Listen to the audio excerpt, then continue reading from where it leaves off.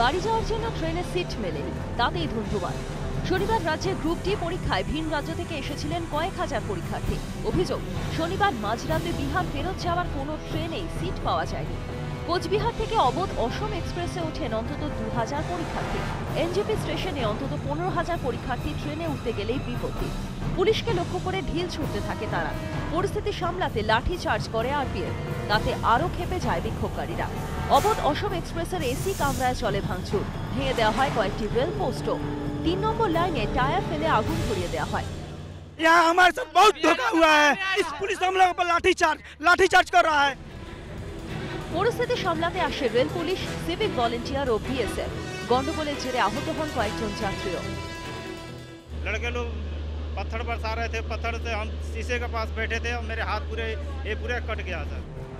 বিক্ষোভের জেরে Amritsar Express, Kanchenjunga Express, down Kamakhya Sealdah Express, up Brahmaputra Mail সহ কয়েকটি দূরপাল্লার ট্রেন বিভিন্ন স্টেশনে দাঁড়িয়ে পড়ে।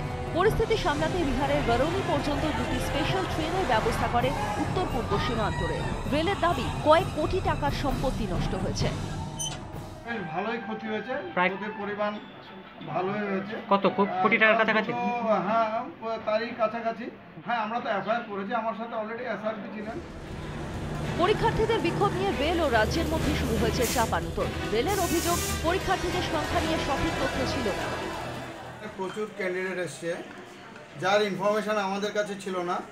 শুধুমাত্র ডিস্ট্রিক্ট অ্যাডমিনিস্ট্রেশন থেকে আমাদের কাছে 2টো কিয়স্ক চেয়ে পাঠিয়েছিল। এডিএম জলপাইগুড়ি, ওনাদেরকে আমরা কিয়স্ক অলরেডি প্রোভাইড করে দিয়েছিলাম।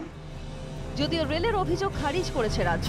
রাজ্যের দাবি, বিপুল সংখ্যক পরীক্ষার্থী যখন নির্বিঘ্নে গ্রুপ ডি পরীক্ষা দিতে এসেছিল, তারা ফেরত যাবে, এটাই স্বাভাবিক। সেক্ষেত্রে রেলের ব্যবস্থাপনার গাফিলতি দেখছে রাজ্য। শনিবার মাঝরাতে বিক্ষোভ শুরু হওয়ার পর স্পেশাল ট্রেনের ব্যবস্থা করতে এত দেরি কেন, প্রশ্ন তুলেছে রাজ্য।